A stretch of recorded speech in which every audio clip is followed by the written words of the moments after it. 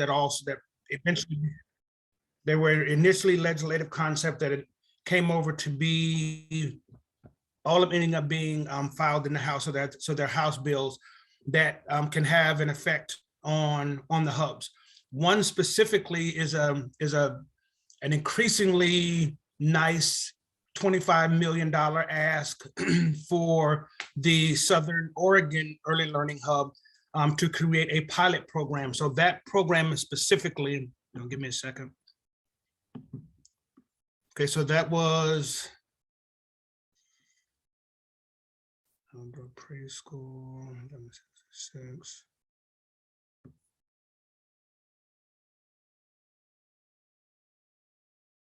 Okay, so let's start. Okay, so let me back up. So let's start with legislative concept 1707 eventually became Senate Bill or House Bill 3027. That one is related to child care navigators. So what that would do is that would direct the Department of Early Learning and Care to work with other contractors to allow them to provide additional services for navigators for the employment-related daycare program. So that's the first one. Now, also know and understand that these are concept that many of these things may not be passed. So I don't want to go into, too much detail, for fear of thinking something's going to happen that is not going to happen. So, but that's one bill, that would directly affect the hubs. The one that would most directly affect the hubs, I would say, would be Senate program. Okay.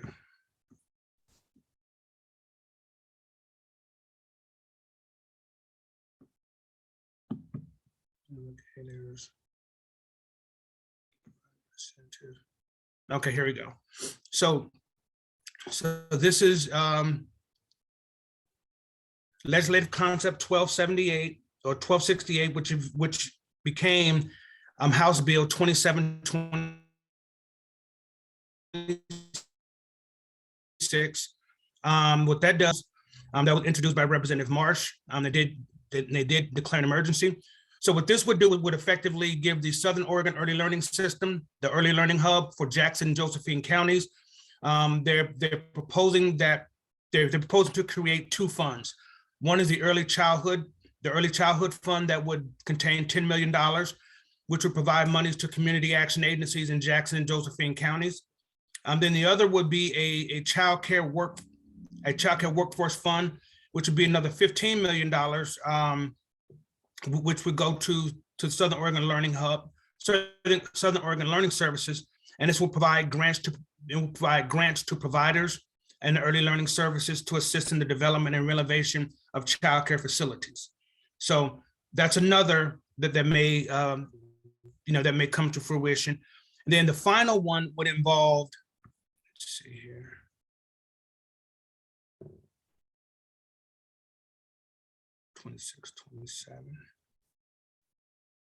So the final one that would be, it was initially legislative concept 2627 that became HB 3005. This one is relating to the financial assistance for early learning care infrastructure activities.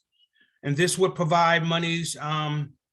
So the Housing and Human Services Department shall provide financial assistance to eligible applicants for activities that promote increased learning, early learning and child care capacity. Eligible applicants include child care providers, preschool promise, relief nurseries, ERDC, Oregon Head Start, Infrastructure Fund. It also provides assistance for allowable costs for expanded early learning infrastructure activities. So then these expansion activities include loans, extending credit for property acquisition, repairs, improvements, renovations, administrative costs.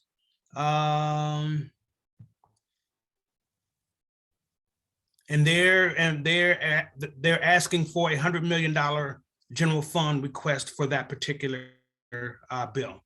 So those are just three of the things that are currently in the pipe, and bills drop almost daily. So if something else comes back, I'll definitely reach back out to Hillary and see if there's a way that we could provide you all with more update status of the bills.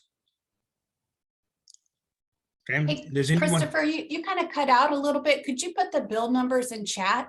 That would I be sure super can. helpful. Thank I you. sure can. So it's HB 3005, HB 3027, and HB.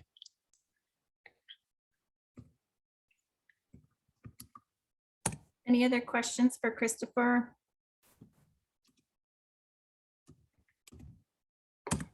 There you go. Great, thank you, Christopher. My pleasure. And if I hear any more information, I'll definitely get back to y'all. And I greatly appreciate you all giving me a few minutes on your agenda. Absolutely. All right, Thank you. Okay, next, I want to say a really big warm welcome to the new Lane Hub co-director, Chris. Do you want to say a quick hi to everybody? I don't mean to put you on the spot. If you don't want to come off mute, you don't have to. No, that's fine. Hi, I'm glad to be here. It's day 2, so I'm trying to figure everything out, but it's really nice to be here. Great. We are so happy to have you and welcome to the team, and feel free to ask lots of questions. I'm still pretty new. I just started in August, so I also have lots of questions as well. Okay, good. Next up, we're going to keep chugging along because we have so many things on our agenda. Carla Branson, you're up. Hi, everybody. I have probably spoken with a few of you, but my name is Carla Branson. I am the grant manager overseeing hubs and coordinated enrollment. I started in September, and I took over all of the fiscal components that Denise was doing in the past. So EGMS claims, questions about money and the contracts, things of that nature. I'm your go-to gal. So I just kind of wanted to reach out and say hi or hi again to everybody. And let you guys know that I am here and available if you have any on your team that has EGMS questions or just questions about the money side of the reporting in general. And then also just to send kind of like not a reminder, but more of just a courtesy heads up that when you send quarterly reports in, if you CC me along with Hillary or Carmen, whoever you're sending it to, it will help me get EGMS claims processed a lot faster. And it just helps the process, go along. But I am here if anyone has any questions at all. I will put my email in the chat in case you don't have it, and definitely feel free to reach out.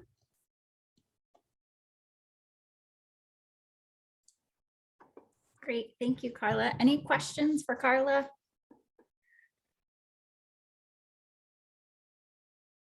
Awesome. We're going to keep chugging along. Next up, Ash.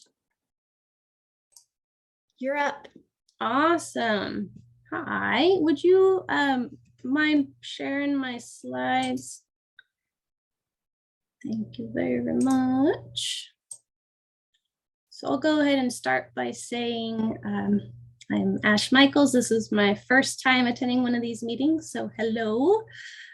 I use pronouns they, them, and I am the Spark specialist at the Early Learning Division, so I'm part of the Professional Learning Systems team.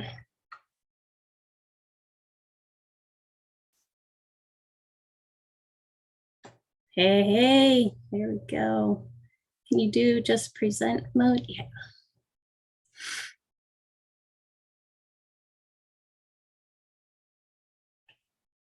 Thank you. Next slide. All right. Actually, now that I think about it, I was going to tell you that in this short little presentation, I'm going to cover a little bit about how the redesign work that we are starting supports Raise Up Oregon. I'm going to talk a little bit about our approach. I'll provide an overview of the redesign stages and timeline, and then provide a basically a progress report, what has happened so far and what to expect in the next 3 months. So as you can see here, this is trying to illustrate the connection to Raise Up Oregon. So Raise Up Oregon includes the following objective. Families have access to high quality, defined as culturally responsive, inclusive, and developmentally appropriate, affordable early care and education. And the strategy listed here talks about how we need to improve the infrastructure. Part of that is SPARK, which is our state's quality recognition and improvement system, formerly known as our quality rating and improvement system. And that was changed, that language, the name change and the requirements to have a tiered system was changed via House Bill 2059 back in 2021. So one recommendation in particular from Raise Up Oregon was to expand resources for SPARK to support additional ECE providers, including family, friend, and neighbor caregivers, because we know Oregon's children are being cared for in a variety of different settings. And unfortunately, the current structure of SPARK isn't well suited to accomplish this. It doesn't currently accept license exempt, with the exception of those run by K-12. And our current standards were really intended to be applicable to specific setting types. So if we increase eligibility without looking at our SPARK system through an equity lens, both for the standards and for the supports available, actually really just how the system functions overall, we're likely to perpetuate inequities. So even before 2021, there's been a lot of work looking at data and getting input from the field. On a regular basis, we are looking at the data about who are applying for SPARK, what types of programs in what regions are submitting their portfolios, which ones are receiving 3, 4, 5-star, and who's not, because we do on occasion have programs that submit a portfolio and don't receive a 3-star even. So why is that happening, right? We really are trying to better understand who is able to be successful in this system, right? There was engagement efforts that happened before I came on. I started just this March. So back in 2015, there was some very intentional engagement, and some of you might have been a part of that, I don't know. But the field and partners were really looking at the current structure of SPARK. And within that engagement, they did identify inequities within the system and really made it clear that the current structure and the supports available, specifically financial one-time funds, was insufficient to help them meet the standards in all of the domains. And therefore, we often would see certain programs advancing that had access to additional resources. And so that's a problem, right? We want equitable access here, right? Where all programs can be successful in learning and growing and feel supported to do so. But in addition to that engagement, families were saying that the ratings as they are now weren't really meaningful to them. It didn't explain the differences between programs, and it really made families struggle to know which program would be the best fit for their child and their family. One of the other main things that families said was that they felt the standards were missing an emphasis on culturally appropriate and responsive care. All very important information to have, and we are excited to carry all of that forward as we continue. In addition to that data, we had a 2017 validation study on SPARK that unfortunately revealed little to no difference in child outcomes within 3, 4, and 5-star rated programs. That doesn't mean that they weren't doing amazing things and children were being cared for, just stating that however our system was structured, a 3-star versus a 5-star, they couldn't see a big difference between positive child outcomes. So that's not limited to Oregon. That is happening across the United States, where they're really struggling to see that connection between the ways that different QRISs rate programs and really connecting those to positive outcomes for children. So in addition to the data, we've been doing a lot of research, especially focused on equity and creating equitable systems. And I'm happy to say that nationally, there is a shift away from rating to focusing on supporting improvement and really this focus on continuous quality improvement cycles. So I say this, and I want to acknowledge that there are many wonderful things happening within Spark, and programs are learning and growing, and great things are happening.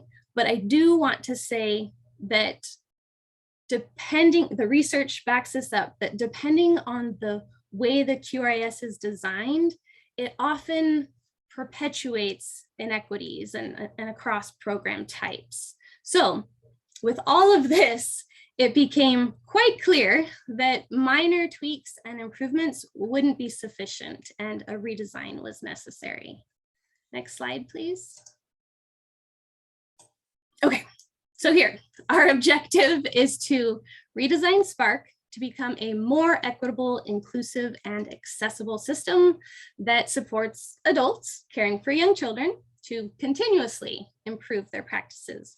We often find with the rating approach, a program would receive a rating and then they disengage. And that's on us because our system really isn't set up in a way to have that continuous quality improvement cycle to really stay engaged with programs to support their commitment to lifelong learning.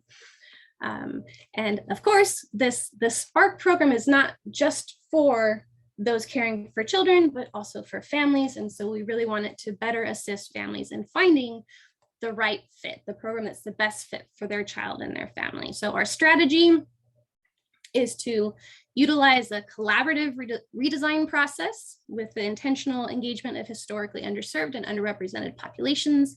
And the great thing is that they will be the ones driving this work. They will be the leadership that really moves this redesign forward. So it's going to be really exciting to see how that occurs. If you go ahead and go to the next slide, I can talk a little bit about the stages. So we'll start with statewide engagement. We're already in the planning stages right now, but that is the chunk of this, out of these 4 stages, the stage that is going to take the most amount of time.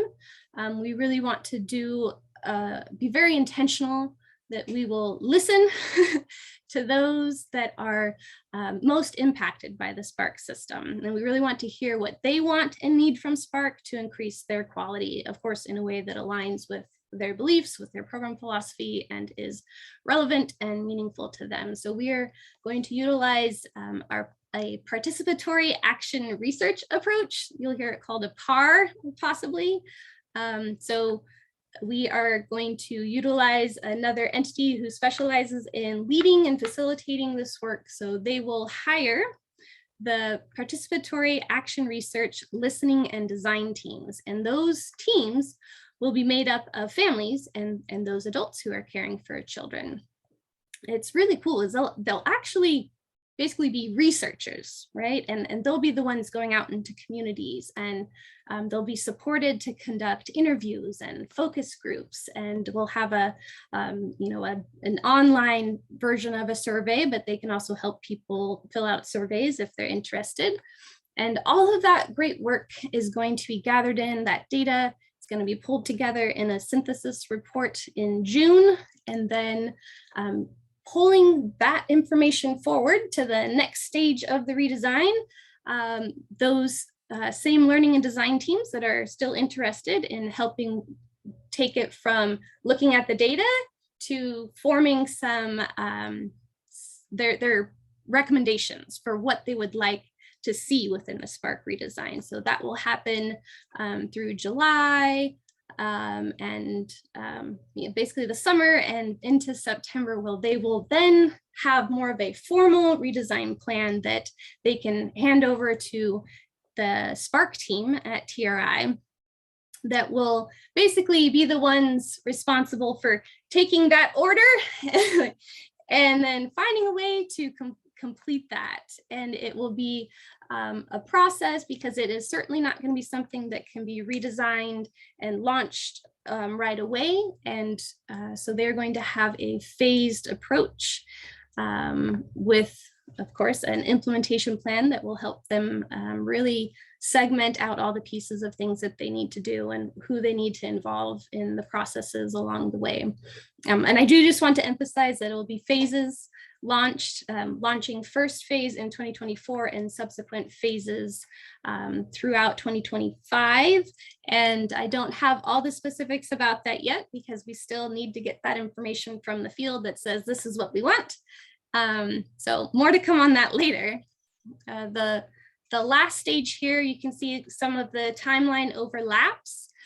This is the assess redesign process, where we're hoping to create accountability team for Spark that's made up of those interested from the learning and design team members, where they get to help create more of an ongoing process for assessing and improving Spark. We don't want this to be only tied to this redesign effort. We want to show that we ourselves are also committed to continuous quality improvement, and therefore want to create a system where they're helping us set goals and help us identify priorities, and how to, where should we be directing our funding and our efforts to really help those in the field accomplish what they need to in order to best do their work, and to care for those wonderful children. So next slide, please. So here's that progress report I mentioned. So this is what has occurred so far. In September, TRI received the contract, signed the contract to really lead the redesign, with that requirement to partner with an organization that would facilitate the engagement efforts. Sorry. So we thought it was just really important to include a third party that could create really supportive environments for people to share whatever it is they want to share, and also that just really has that commitment to and experience leading more of these participatory action research approach to really empower those in making decisions. So we worked really hard, interviewed lots of different people, and tried to find someone that would be the best fit. And that interviewing and receiving proposals was in October, November. Then December, we were able to select Community Wealth Partners. So excited about them. Their firm-wide values just align so well with ours. Even in some of the materials they sent, they too use the spectrum of community engagement to ownership that we use. It was just, it was so perfect. And they officially signed the contract this month. So we are have lots of work ahead of us for January. But if you wouldn't mind going to the next slide. What to expect. The Community Wealth Partners is of course working with TRI. They'll be developing an engagement plan, and there'll be an opportunity for you all to engage in that if you're interested. And then February, we hope to advertise the listening and design team positions. In March, 2 listening and design teams will be formed with families and of course early care and education workforce. One team will be facilitated in Spanish and the other in English, so 15 members on each team. They'll meet 1.5 to 2 hours weekly over 4 months. They'll be the ones responsible for really leading the research with support, of course. And in addition to getting support on how to conduct research, part of that is a collaborative change curriculum that they'll go over. But in addition to that, they will also receive hourly wage, childcare payments if they need them, and laptops. And later on in the process, again, there will be a focus group that will include people from CCR&R's hubs and other partners to really give input around the redesign. But that's really all I have for today. I'd love to come back again to keep you all informed. And I don't know, do we have enough time for questions?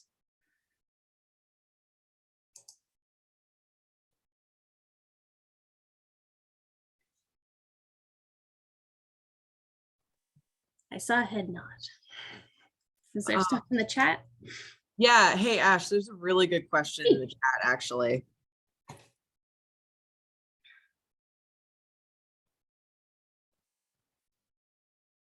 What was the question? Does what suggest? So I asked when you were talking about the study that was showing discrepancies or a lack of discrepancy really between the types of star rated programs and outcomes for children. My questioning is in building this, are children who are in programs that are Spark rated getting better outcomes than a program that isn't participating? That's a great in general? question. Yeah, the validation study, to my knowledge, was focusing on those within the system. So really just trying to validate whether or not the Spark system, if the 3, 4, or 5-star had different outcomes for children. Great question. Thank you. Any other questions about the Spark update for Ash? I think I just had one more, and I think you caught it right there at the end, Ash, where you said that the folks from CCRNR, so I just want to make sure that there are multiple places where the quality improvement specialists who are at CCRNR are going to be involved in this process, because I was one for a very long time, and I know that they did not necessarily get included in all the phases of conversations 6 years ago. So Yeah, no, that's a great question as well. I know that in the original drafting of the contract, we thought that everybody would have a seat at the table for the engagement part. And we do want everybody to be engaged, but we also really want to center the voices that are most directly impacted by Spark. You know, that really aligns with the equity beliefs. And so they will be the PAR members, right? So they're the leaders, but they will have some specific engagement, or we will be pulling you all together, those that are interested, of course, to help us and provide input. But yes, I'm really excited to hear from the quality improvement specialist to really share what has worked well and what hasn't, because we need to learn from all of them. So yes, thank you.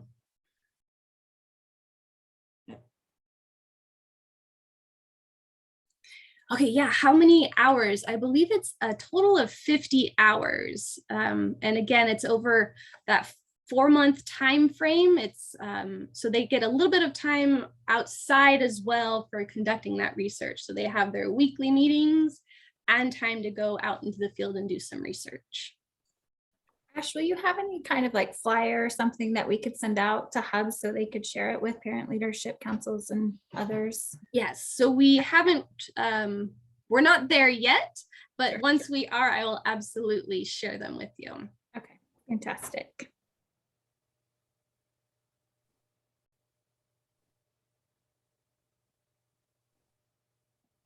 I'm singing Jeopardy song in my head to make it a little bit awkward, to make sure everyone got their questions. I have a question or just sort of a comment. I appreciate this participatory action research. And to my knowledge, it's the first time the division or whatever we're calling it has ventured down this particular path.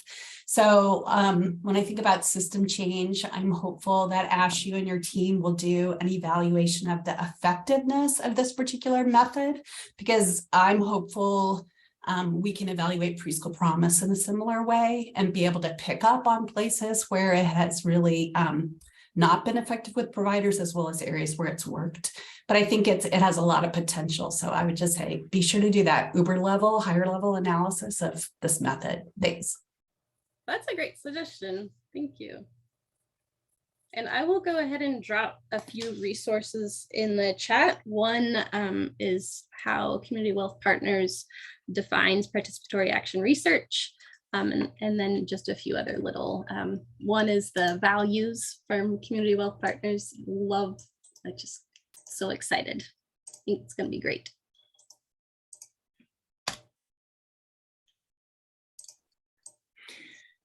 Great. Thank you, Ash, for that presentation. I'm going to go back on the agenda because I'm just all over the place apparently today. I forgot good news. That's where y'all get to share good news with each other and with all the folks that are on this call. And that's such an important part of our meeting because we don't always have good news, but I feel like today there's going to be good news from someone. So feel I free. mean, I gotta start it off, right? Right. Good news, this is happening. Yay!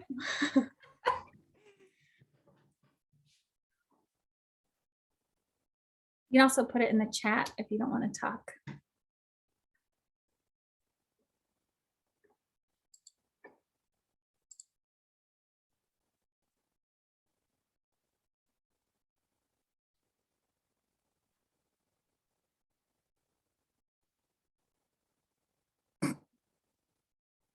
I have good news. Share. A good news about our Small and Mighty community systems team. We have a new coordinated enrollment specialist, which would work closely with the manager who was Ann Morrison previously. It's a new position, and we are hopefully through the hiring process. We're have a candidate in process, and are also going to be posting the coordinated enrollment manager. That was previously Ann Morrison's position in the next couple weeks, I believe. So Yay, that is good news. And Dorothy shared some good news in the chat. Their region was selected as one of the expansion regions for the Shared Services Alliance. We supported our CCR&R in their application process. Awesome. And Lisa's region was also selected. Woohoo! And Shira has been officially named director for Four Rivers and has extended an offer for assistant director, and she accepted. Her name is Heather O'Leary, which may be a familiar name to some of you. And she's going to start February 1st. Woohoo! Look at all this good news. I knew it was out there. Awesome. Okay, if you keep having more good news, please feel free to put it in the chat. We all love to celebrate any hub wins. That's always fantastic. And now I would love to hand it over to Remy and Carrie from our for our Raise Up Oregon engagements. Hello, thank you so much for having us again. My name is Remy Watts. I am here as a member of the Raise Up Oregon planning team, because if you have your copy of Raise Up Oregon in front of you, 2019 to 2023, somehow it's 2023. So we've got to make a new one. And I am here with Carrie. Yep. Hi, I'm Carrie McCann. I'm from the Build Initiative. We support states in early childhood system building. Oregon is one of our 9 partner states where we do more intensive support to the system building work that you do. So you might see me a lot with the Early Learning Council or the Raise Up Oregon Agency Implementation Coordination Team. And then there's been some of you I've met through kind of subject matter content that I've been supporting through our build work, for example, on the expulsion and suspension and prevention work and that kind of thing. And we really appreciate coming back. We saw all of you, I believe it was December. I was like, Remy, was it November? Was it December? I think it was December 10th or something. Yes. And we were here to introduce or connect around, because we knew that you had received a little bit of funding from the Early Learning Division to support us in community engagement around, we're calling it a draft, but that's pretty a formal term of where we're headed, we think, with the second edition for Raise Up Oregon. You asked us that it would be really helpful to have a toolkit to guide your community engagement and have a document to reference, but at the same time, the kinds of questions that you asked us and the reflections you offered us were very helpful. And I would like to say that it completely impacted both the edits and updates to the design of the toolkit. So I think Remy and I are here to come back with hopefully clarifications that help a lot for you. And then our plan is first thing tomorrow morning is send you the actual toolkit and the other information that you'll need. So if you want to come to one of our office hours to talk about specific work in your area, you can. And if you're good and you're all set after today's conversation, that's great too. So Remy and I are going to give you an update on the community engagement efforts, and then we'll see where your questions or reflections take us. Oh, excellent. Okay, well, I guess I will start sharing the presentation and let's see. Let's just share the screen, and I'm not going to be able to see the chat once we go into presentation mode. Oh, So I can do that. Remy. yeah, thank you, Carrie. All right. So Um, our agenda for today specifically is to review the process, clarify the outcomes based on the questions you asked us last time, what we hope you'll deliver, and then the kind of planning and materials that you'll see in the toolkit when you receive it tomorrow. excellent. And are there any questions before we dive in and get started?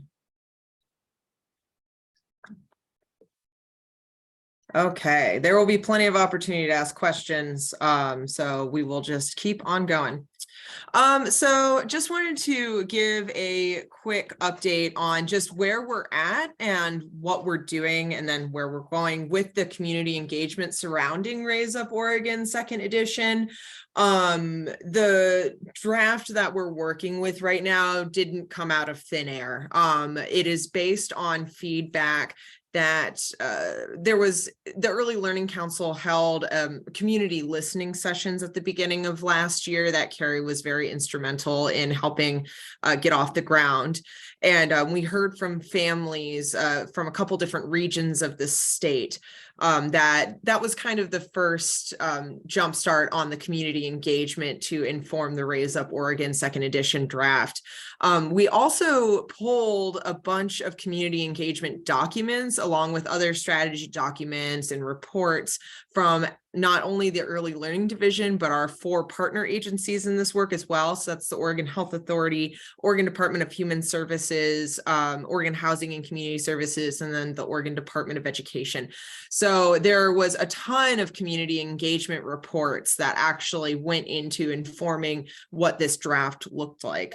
So now we're kind of at this point where we've got this draft, we've heard what families have to say, and now we want to take what we have, we've heard the needs and we've translated it into some goals and actions that are the Raise Up Oregon plan. And now we want to take those goals and actions and go back to the community and ask, you know, how are we doing? Do we hear this right?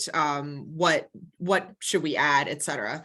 We're hoping to finish this process of the community engagement by April 14th. So that's a Friday. I think that's tax day. It's probably close to tax day. I'm sorry about that. I don't mean to add to your stress. But any questions on the community engagement so far or where we're going?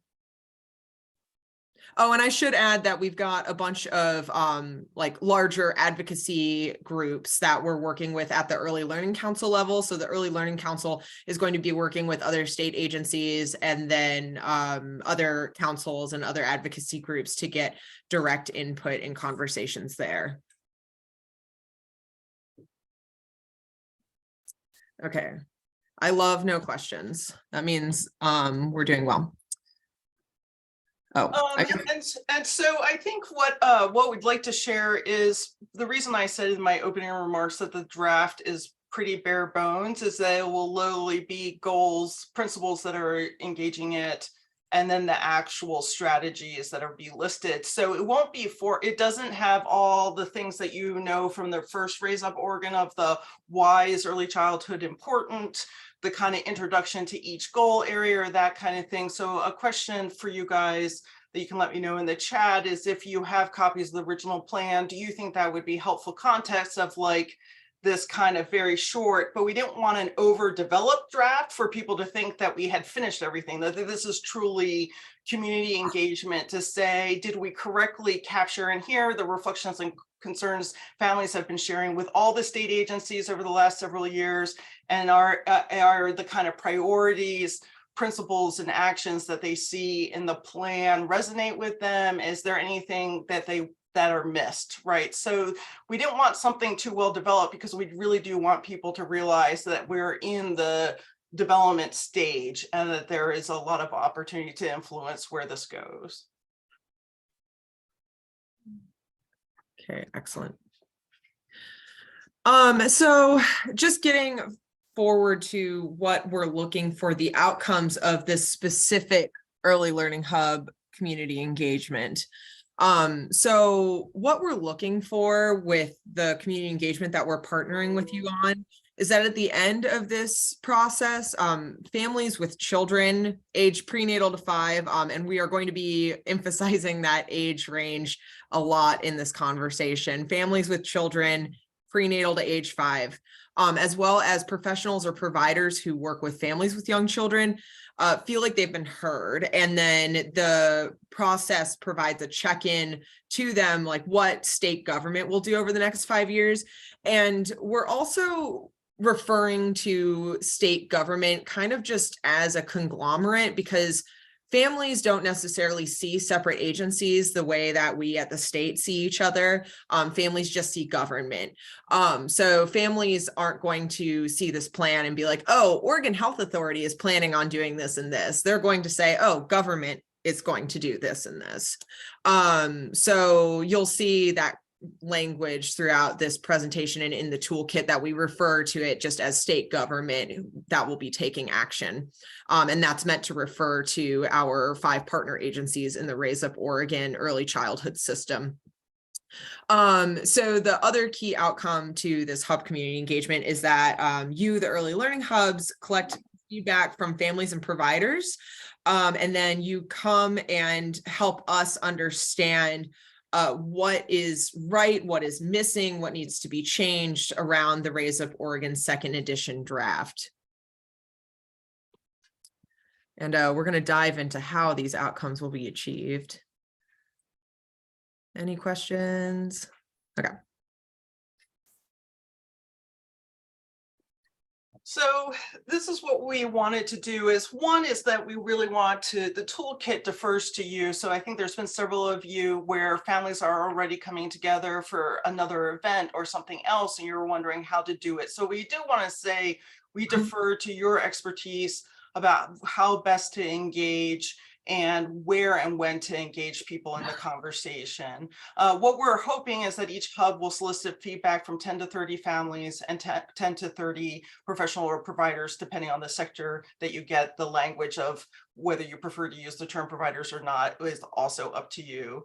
And that we're asking each of you to receive and record the feedback that you have, that you submit the written feedback by Friday, April 14th, and that Remy and I are going to be setting up small group debrief sessions for those of you who have reviewing the same version of the sector assignment, where you could actually just talk out with us. Okay, you saw the written feedback, but let me give you a sense of either the conversation or anything you want to share with us about the debrief, or the things that you want the planning team to really understand about the nuance or tone that the group had about the kind of feedback that you submitted in writing. So this is really an opportunity for conversation, and not just, and Remy and I not assuming that we are completely understanding what you're trying to communicate from the written document. So this gives us the opportunity to ask questions or that kind of thing. And something that I just want to tack on really fast to what Carrie was saying on this slide, is that after I just wanted to give an example of how our last conversation you really helped affect the way that the toolkit and this project was shaped. And I think in a really, really positive way. If you remember last time, we were asking that you would hold 2 different engagement sessions, one with families and one with providers. But after hearing from you, we have other engagement venues that we have planned. We have these different ways that we successfully connect with families that don't involve a 1.5 hour engagement session. That's why we switched the goal to be feedback from families and providers rather than focusing on the venue on how you obtain that engagement. Okay. Any questions? Wonderful. I will move on. Okay, so getting just to the planning of the community engagement, once again, we are deferring to you on how you best want to conduct the community engagement. I know some of you have venues where you connect warmly with individual families. I know some of you have groups that you have monthly, and then maybe some of you actually will follow the presented option in the toolkit. We've basically lined in the toolkit, we've kind of outlined an option that you can take to plan and conduct this community engagement. But at the end of the day, what we're really asking for is for you to engage with, first of all, the specific sectors that we're going to be providing to you. So that's health, housing, human services, public education, which is K-12, and then of course, early care and education. And we're really looking for specific populations for you to engage with. So I know a bunch of you noted the different populations that you have relationships with in the sector request form, which we really appreciate. And we're looking to trying to hear from just as many different people from each corner of the state as possible. So I can see, I know that you have so many connections with local organizations in your community. And I know that you'll probably work with them to recruit different families and different professionals or providers.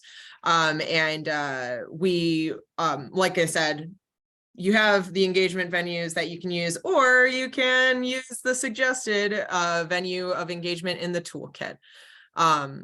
And I think we're about to get into what the toolkit says.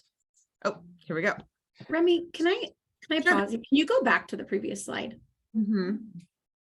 I just want to ask a clarifying question. Okay, so there's 2 sessions that people are, or 2 like primary groups. And the first one is specific sectors. And then below the second bullet point, you have families and early childhood professional providers. Yeah, we can clarify as we go forward, Carmen. I think it'll become clearer as we go through what the toolkit offers. So there's too much material in the entire plan to ask families to comment on everything. So for example, when we say sector, let's say Molly's Hub put as a first option that they would like to engage the health sector. What the families will get is a shorter version of the plan. Everyone will get the goals and principles of the document, and then the items that relate to health the closest, because there are some things that are overlapping, are what they'll engage in. So they'll engage in a conversation about what did we hear from families regarding health and well-being, what are the kinds of actions that we're proposing be in the plan for the next 5 years, and how does that resonate? So it allows families to give input, but no one person is responsible for reading the whole plan and giving inputs on every section. So we'll go through. I understand that. I think I'm just trying to make sure that we're clarifying and that everyone understands. We're not saying that there's 3 groups: early childhood, early learning professionals, families, and then you're also your sector partners. No, the sector is the content of the conversation.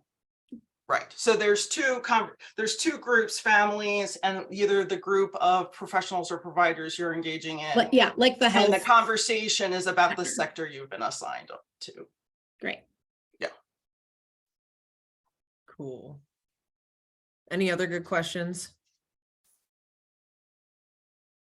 Also, I'll take bad questions, but as they say, no bad questions.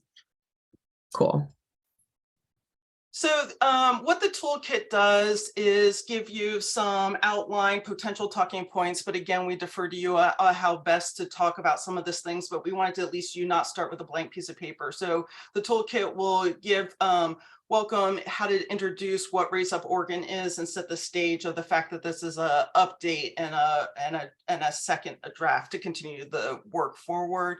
And then we break the potential, if you decide to do the 1.5 hour method of session, it gives you 3 sections of conversations to have.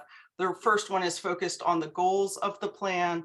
The second is focused on what Oregon families have previously shared, the kind of problem statements or concerns that families have shared with all the state agencies. And I think as we shared with you in December, that Remy and I could almost pull the same exact set of concerns from every community engagement document that we read across the 5 state agencies, because and that's why Remy also said that our talking points really talk about state government writ large, because it didn't really matter to families if they were talking to health or housing or the early learning division about like, here are the things that are bothering me, or here's the things I wish our community had or that I had access to. It's a very similar list.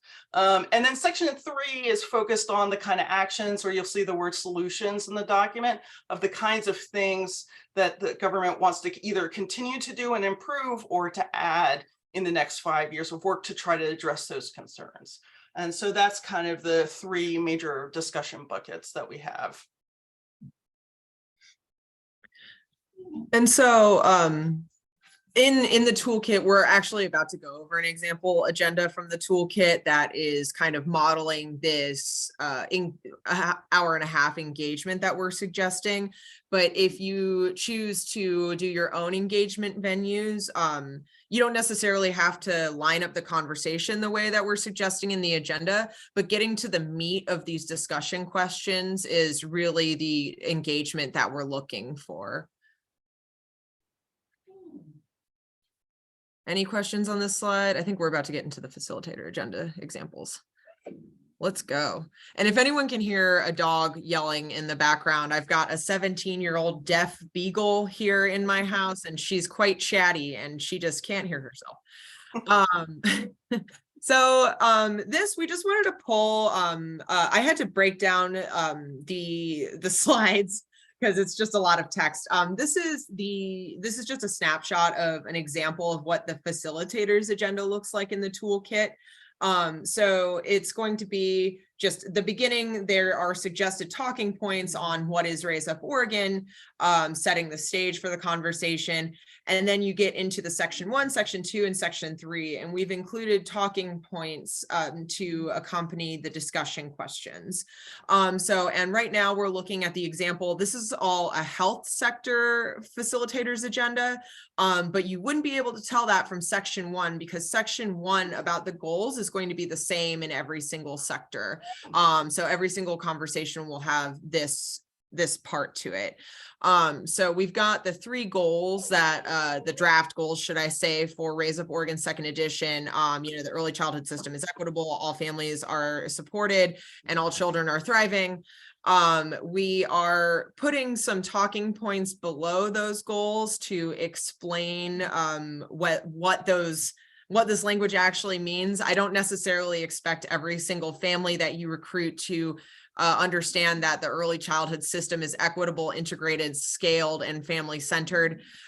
So a little bit of some explanation to some translation from government terms. And then you'll see there are primary discussion questions. So, do the goals make sense? Would you add anything and why?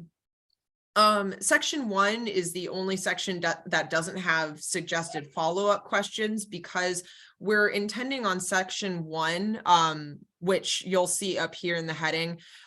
We don't know, this is going to be the lightest conversation that we expect you to have. We want you to focus more on the other 2 questions. So this one is, we're allocating about 10 minutes to this discussion and only having a couple of discussion questions to talk with families about. Okay.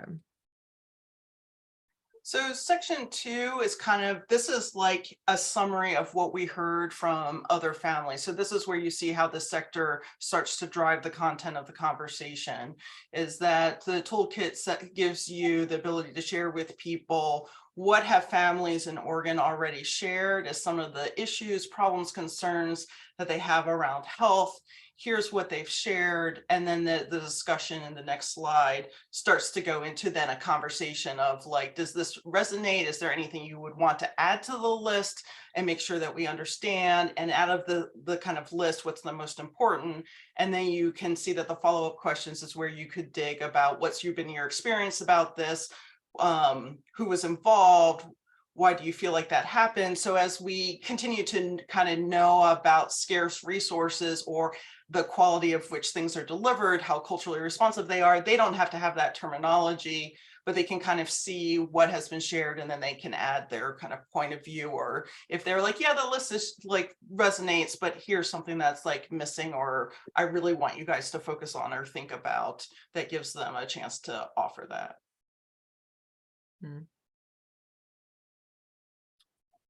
Okay. And then this is just an example of what the section 3, the solutions. So you'll see we're attributing 40 minutes to this conversation topic, in the idea that you're having an hour and a half conversation. We expect that this is going to be the meatiest part of your conversation. So we've heard your needs, like, did we get it right? Reflecting back, and now these are the ideas that we have in order to help those needs. So you'll see in this health sector example, provide expanded housing and food supports, expand home visiting services. And we will also be providing you a copy of the Raise Up Oregon 2nd edition draft that has these like goals and objectives written out, in government language, not necessarily plain language, that you can refer to. And this is what we'll be asking families to comment on. And you'll see in the primary discussion questions, what I really love about this question and the last question, the section 2 and section 3, is what we're really trying to get at in these conversations is not only did we get this right, but how should we prioritize? Oh, there she goes. How should we prioritize these responses? Like, which ones would you like to see first? Which ones would be most impactful to your livelihoods in raising your children, like your young children, birth to 5?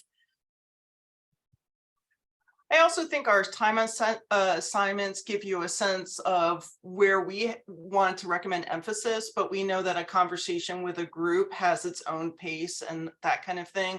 So if a group gets really excited about a certain area or spends more time in one area or not. So I think you use the time thing as just information from us of where we think the emphasis will lay, but not as a dictation of what must happen. You can spend the time in the conversation where the group has energy and is giving you the most meaningful input.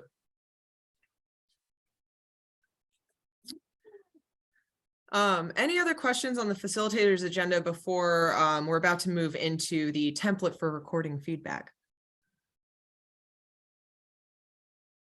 Okay, feel free to drop them in the chat. So this is just the template for recording feedback. So obviously there's going to be a lot to say, and we're hoping to kind of streamline the responses that we receive from everyone in this template. So you'll see the questions over here on the left-hand side. In the toolkit, we haven't mentioned this yet, it suggests if you're able to pull any direct quote or comment from an individual or from a family, those are, if you hear a powerful quote in the conversation, if you're able to annotate those for us, that would be awesome, so that we're able to actually read the quotes. If that's beyond your capacity, totally don't worry about it, but would really love to hear what the quotes and the comments are rather than staff interpretation of the quotes or comments. However, staff interpretation in the facilitator notes and comments, we would love to hear from you. Like, this is the theme of what people were saying.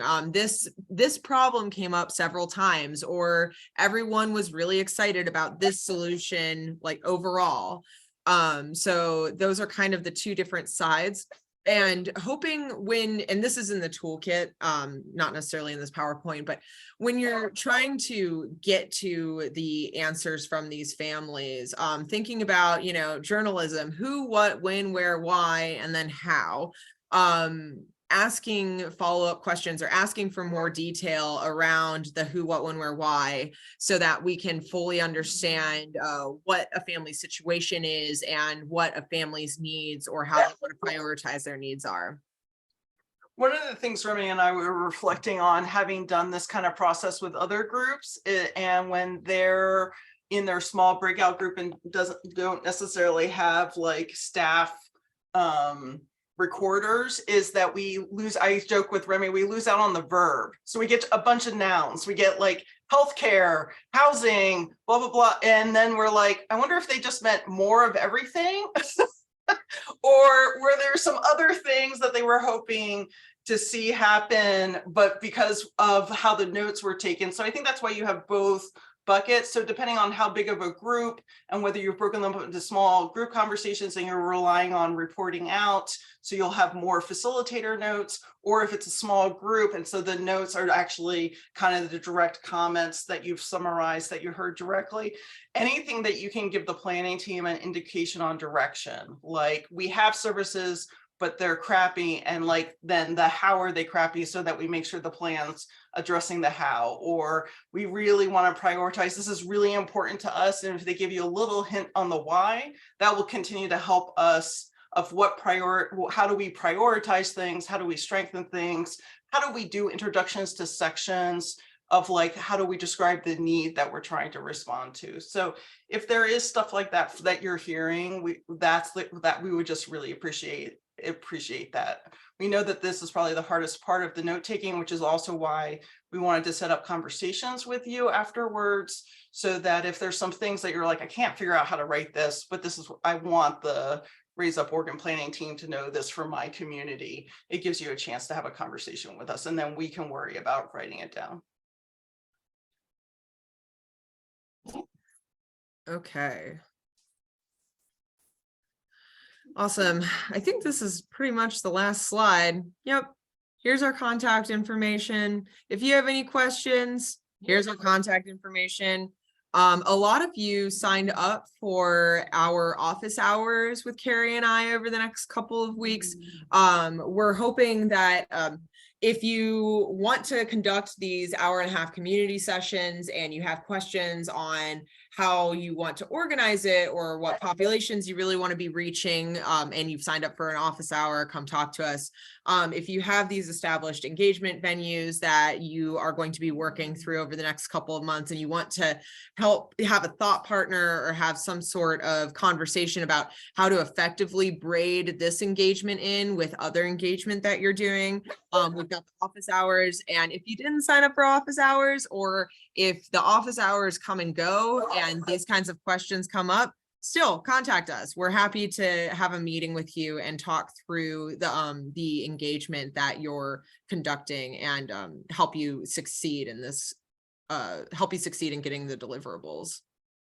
Yeah, we really view ourselves as a thought partner. You know your community's best. You've done these kinds of engagement things for other projects, but we just don't want you to feel alone. And so any way that Remy and I can be supportive, and that we're happy to come back, not only have the conversations in April to really understand the feedback you've submitted, but we're happy to come back toward the end of the summer to say, how was the feedback incorporated and what kinds of changes were made because of it. So we're happy to close the feedback loop of not only here's a summary of what we heard across all the hubs, but here's how it changed the draft that you'll receive.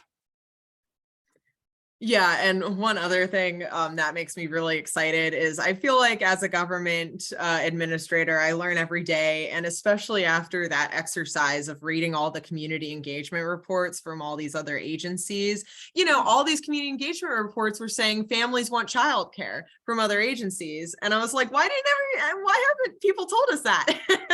So we are going to be making a concentrated effort to distribute this feedback to our agency, our cross-agency partners. So it's not just impacting the early learning division and the Raise Up Oregon, but even potentially our partners in the early childhood system, which I think is one of the most exciting things, is that we're coordinating. Goal 1.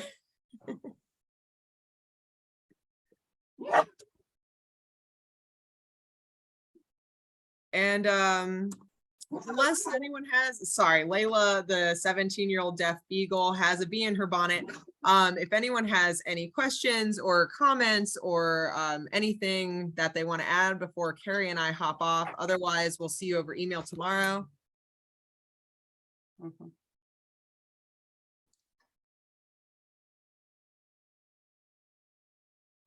Oh, she's definitely a sweet old girl. She's silly. She's not only deaf, but she's going a little bit blind.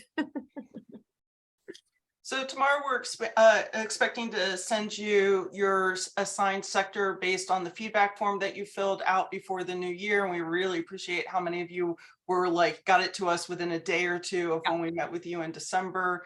You'll receive the toolkit. And Remy, I don't know where we are with the final version of this draft that they'll receive, if our plan is to get it out at the same time of the actual Raise Up Oregon text, or if we're still working with the council on final edits. That's a great question, Carrie. And Sue is on the call, so maybe we should ask Sue. We will. So it'll either be attached or we'll note when it's coming so that you have your sector specific, the actual material that you're asking families and providers to engage in. Yeah, and spoiler alert, within the sector agendas that you'll see a lot of the items, especially around the actions, we've heard the needs. These are the actions that we want to do. Those actions are summarized actions from the Raise Up Oregon draft. So you probably won't be surprised once you see the actual Raise Up Oregon draft.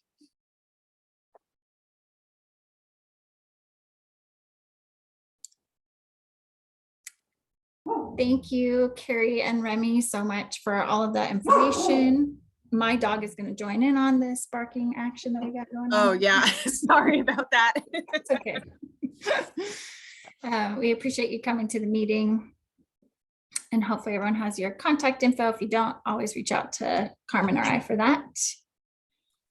Yeah, and I mean, the real appreciation goes to this group because we literally wouldn't be able to do this community engagement and get the proper family voice without you and without this project. So we're really looking forward to working with you more on doing that. And we'll definitely see you soon. Thank you. Bye all. Bye. Okay, I have two quick reminders. The hub one pager, please make sure to send feedback on that one by January 20th. And then also our one-on-one meetings, either you meet with myself or with Carmen, those are having a KPI focus this month. So someone from our Portland State University partners who actually do the data evaluation will be joining us to talk all about KPI fun. Let's get excited about that. It's going to be great. Any last questions? Oh, I was just going to add, Hillary, that we are going to we will send out hopefully like a week in advance to you the most recent data for your hub regarding KPI so that you can have a chance to look at that and then we can look at it together. And if you if your hub is not assigned to Hillary is not assigned to you, and you did have Michelle and now you're stuck with me, you should be getting an email about this really shortly from Kelly Taylor, who is helping me out with some administrative work right now. We also have a job offer in progress for a team support specialist and admin specialist for my team. So I will be very excited on a personal level to do less of my own very time-consuming scheduling. But Kelly is awesome, and they'll be reaching out to you too with some times that you can sign up for. And apologies for not explaining that sooner. You did not drop the ball, Danny. Okay, well, as long as there aren't any questions, thank you all. I'll send out the recording later on today and the slideshow and the resources that Ash shared as well. So thank you so much and have a wonderful day. Bye all.